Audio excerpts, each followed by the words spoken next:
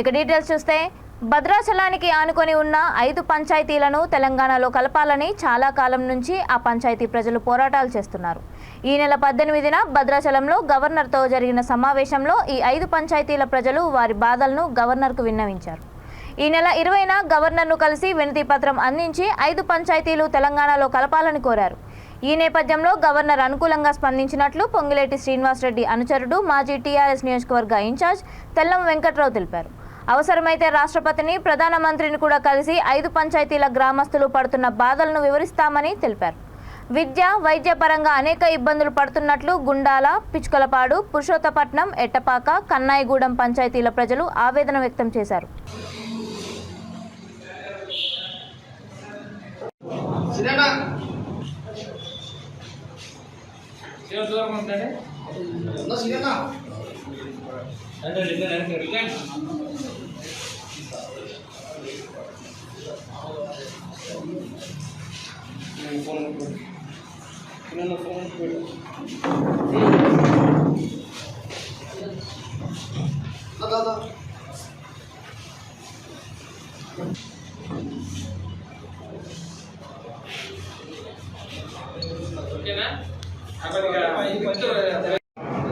మనం సెకండ్ అయోధ్య, దక్షిణాది అయోధ్య అంటున్న భద్రాచలాన్ని డెవలప్ చేయాలంటే ఖచ్చితంగా ఇది ఉండాలి మేడం. లేకుండా మనం ఎన్ని కోట్లు పెట్టినా ఇది బాగా చేయలేం. ఖచ్చితంగా స్థలం కావాలి.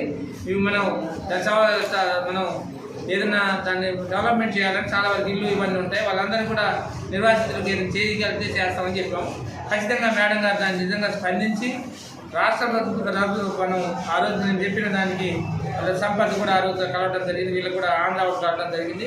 దానికి మంచిగా స్పందించి రాష్ట్రపతి దగ్గర మరి కేంద్ర ప్రభుత్వం తర్వాత ఏదైతే ప్రధానమంత్రి గారి దగ్గరికి తీసుకెళ్ళాలని చెప్పడం జరిగింది. ఖచ్చితంగా ఆ రోజే రిప్రజెంటేటివ్ తయారు చేశారు.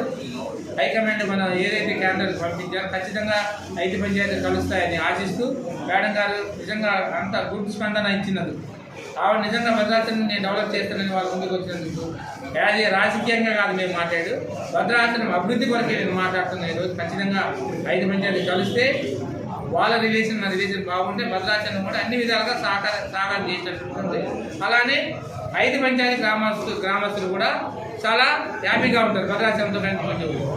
ఖచ్చితంగా ఇది జరగాలని మేడం గారిని మరొకసారి మేము అవసరమైతే నన్ను రాష్ట్రపతి దగ్గర తీసుకెళ్తానని చెప్పాను. ఈ 5 పంచాయతీలు ప్లస్ భద్రాచలంలో కొంతమంది కలుపుకొని రాష్ట్రపతిని అలానే ప్రధానమంత్రి గారిని కలిసి ఖచ్చితంగా రిప్రజెంటేషన్ ఇద్దామన్నారు. ఖచ్చితంగా మేడం గారు ఈ విషయాన్ని ఖచ్చితంగా సానుకూలంగా